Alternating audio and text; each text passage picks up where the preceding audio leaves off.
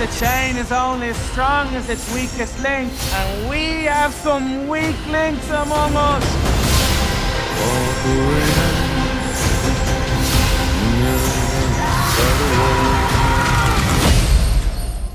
Walk away now. When you heard House of Guinness and Stephen Knight in the same sentence, what went through your mind? I just heard Guinness and said, yeah. I didn't know it was a TV show. Probably those two phrases. I guess it was the night as well. Yeah. Added to Stephen, that was the night. I was like, this sounds so exciting and so cool. Can't wait to watch it. I really hope that they pick me to be in it. Honestly, all my favorite things. It was rare. It's rare you get something that exciting. For me as an actor anyway, that exciting into my inbox.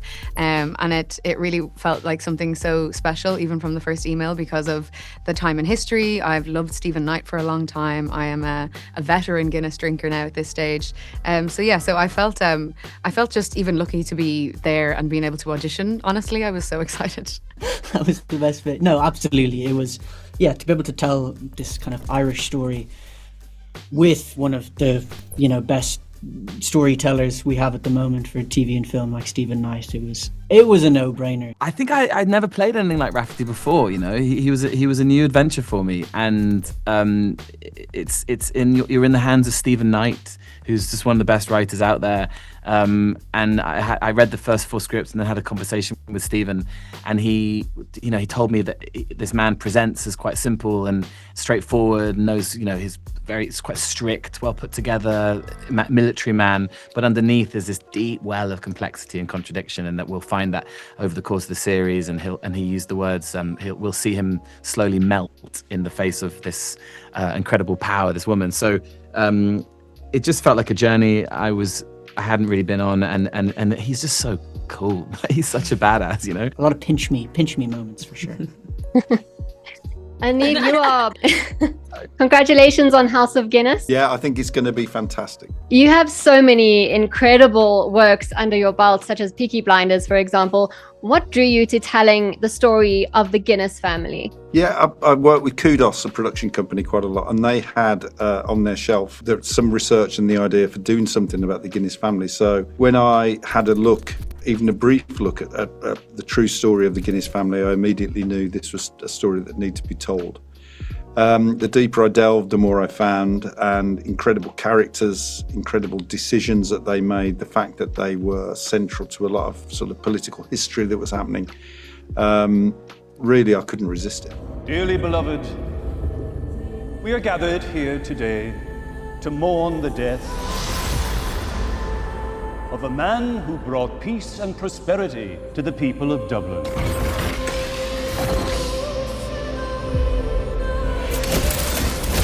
And of course, our thoughts and prayers are most of all with Sir Benjamin Guinness's 4 children. Louis, I believe you read a book on Irish history before filming. What was something you learned that helped you get into character? Where did you learn that? Have you I read it. Because you mentioned it there now. Yeah, that's amazing. I didn't know I might have said that another... Hey, that's great. Well, I learned about the Protestant Catholic division, which is important if you're going to Ireland. Don't want to get that wrong.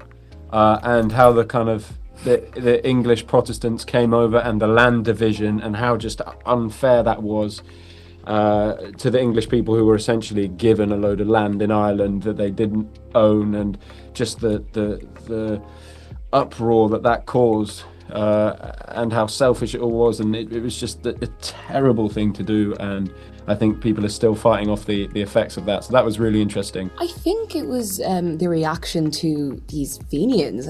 You'd think they were quite supported and celebrated by the people of Ireland, but back then, they were modern thinkers, and they were seen as very violent anarchists, that they were disrupting the peace, which in reality all they wanted was peace, was to unite Ireland and take back what was rightfully ours. So I think that was really, really interesting, because now they are celebrated for what they did, but back then, you know, they had to go through a lot and had these modern romantic ideas about what a free Ireland could look like, and we got there in the end. The female characters in the series are great. They're really strong women, and it's interesting for the time in which the show is set, because really they didn't have much of a voice, but they're still, you know, they still stand strong. How important was it for you to do that, and especially considering when the show is set? You know, women didn't have a vote, and so you could say they were disenfranchised. But you know, my experience of growing up in a big family and all the people that I knew, women ruled the roost. Women controlled the money. Women made the big decisions in a family. What I think I'm doing is reflecting what happened rather than trying to make a choice and say, oh, I'm going to make the women strong. I think that's the way they work. The children Sir Benjamin leaves behind are weak and divided. Now is the time to use that weakness. You think there'll be trouble today? The man's name is Guinness.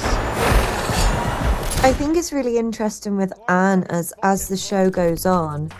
She's sort of getting less and less power, and she starts becoming ill as well. So even her body is making her have less power, but she's getting stronger within herself and within the family. And I think, you know, the rest of the family really do listen to her. And I think she's very much so like, you know, behind the scenes, looking after the whole family and the reputation of the family. As a woman, she was so ahead of her time to play someone so unconventional. I think when there's so many constraints that society was putting on her, and I always say that she's kind of in this gilded cage and she's like beating her wings against the bars, constantly trying to push the boundaries of what her station will allow her. She is a character that kind of flips between masculinity and femininity a lot, like in this male-dominated world. So she kind of portrays a very strong, fierce woman, but underneath that is a lot of softness and femininity that you kind of discover as the show goes on. And I think there's such a strength in being vulnerable. And yeah, she was just such a joy to play. Very cool. I wish I could be more like her in my normal life, honestly. I think you're pretty simple. Oh, stop. Yeah.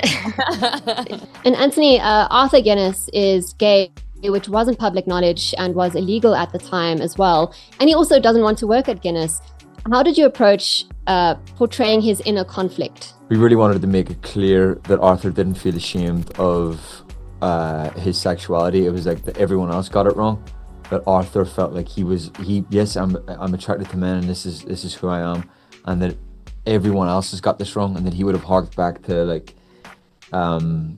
sort of like Greek literature and these sort of like, you know, Roman things, and been like, God, if only I was back then when I could be free, as opposed to this time that's so messed up. Fionn, can you also talk about Benjamin's role in the family and how he shapes it? Because he is struggling, he is a middle child, and obviously he's struggling with alcohol and gambling as well, but he also holds his own. Can you talk a little bit about that? By his two brothers, he's only really seen as a liability and a threat to the business. Anne is kind of the only person who sees him as more than that, and doesn't define him by I guess by his struggles, you know. And I think one thing that was really fun for me as an actor is, as the show goes on, seeing how Ben grows in confidence and his relationship with sobriety, how he kind of starts off with the weight of the world on his shoulders, and he's coming of age. And Anthony, you got to spend a lot of time with your Guinness siblings before filming. How raucous did it get, and who can split the G? I think we can all split the G. That was our audition process. The last moment before we got the job, Stephen Nate slid a Guinness to us and said, "Split the G, son. Split the G." It was a lot of fun. We were filming in Manchester and Liverpool, which are two great cities, and in order to get that kind of sibling bond, we would go out to various Irish bars and have fun. And I think it helped. It actually helped with the kind of on-screen chemistry and all that kind of thing, you know, because you don't feel like strangers after you've been drunk with each other. Stephen, thank you so much for your time. You're a legend.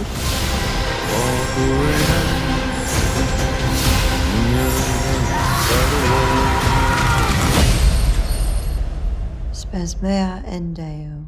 Love is our hope. Walk away now and you're gonna start a war.